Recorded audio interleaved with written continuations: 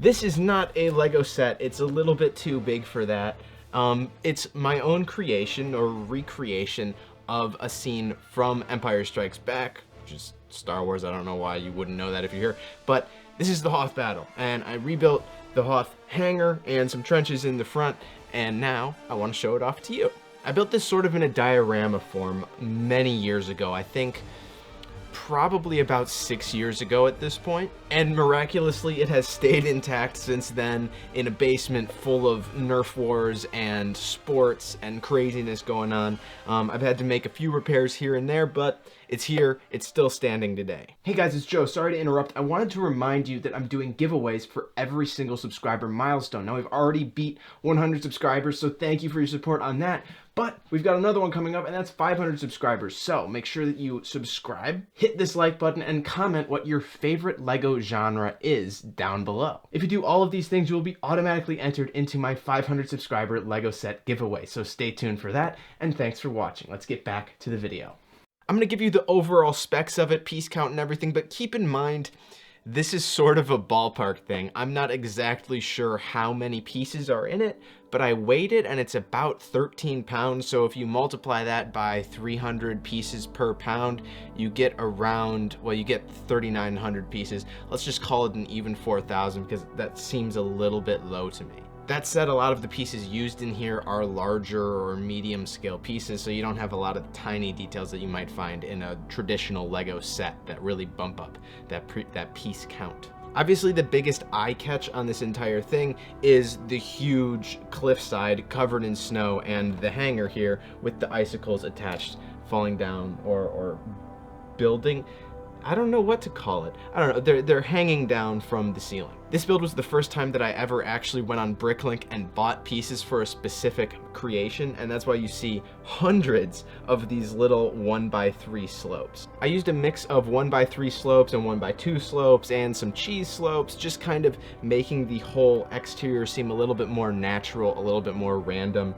I also added some snot techniques with some of these slopes just to break it up again, make it seem natural, make it seem like the snow had clumped up and then fallen away in an avalanche or something like that. Moving down into the main front portion of the diorama, I did some landscaping just with some plates to give it again that more natural snow-like feel. It's not just completely flat. In the front, I have a little trench dug for the rebel fighters to fight off the Empire, and of course I have two of the iconic blast turrets. One of them is more of a dish turret. That's the gray one over here.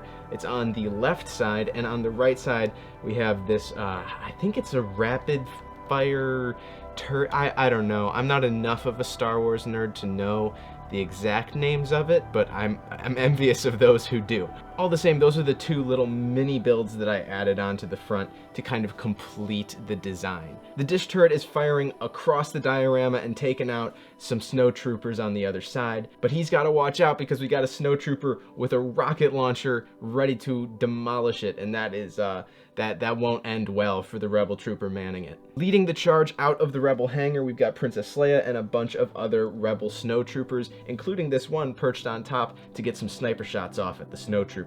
There's also an AT-AT pilot who I can only assume has joined the battle on foot after the AT-AT has been taken out by the rebel snowspeeders. Around the mouth of the hangar, you have a bunch of icicles. Those are a combination of rod pieces and some tooth pieces, all held down by some sort of snot element, whether that's a clip or a brick with the stud on the side. Going inside though, we've got a basic hangar. I did put enough room in there to fit a rebel snowspeeder. This isn't my own design, this is from a set.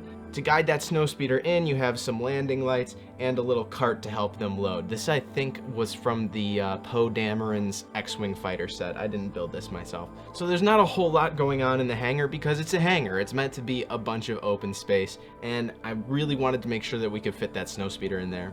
And it fits, so mission accomplished. But most importantly, if you look to the right side of the hangar, you've got the control room. This comes right out of the movies. The Rebel Defense can work on 4 different computers, and you have big computer processing towers right on the left side. I wanted to be sure to bring in some of those icicles and that texturing from the outside to the inside so it all seems like one congruent build. And I'm very happy with the way it turned out, especially for 14-year-old me building this. It's pretty cool. The main computer is also equipped with a light brick to show it in operation. That's the control room. Now we can jump over to the left side of the hangar, which is the tauntaun stables. I don't believe that this is something that we explicitly saw in Empire Strikes Back, but we know that tauntauns are utilized by the rebels on Hoth, and since they use these alien creatures like horses, they must have stables somewhere, right? So I wanted to incorporate that into this build. We've got more snow detailing around the sides and some wiring up top, which is very prominent throughout the entire snow base on Hoth. But the stables themselves are equipped with 2 stalls for 2 tauntauns. Both of these have functioning opening gates, though, you know, if we're gonna be real, tauntauns could probably just hop right over them. And obviously, if you're keeping animals, you're gonna have to feed them. So we've got one having a snack here.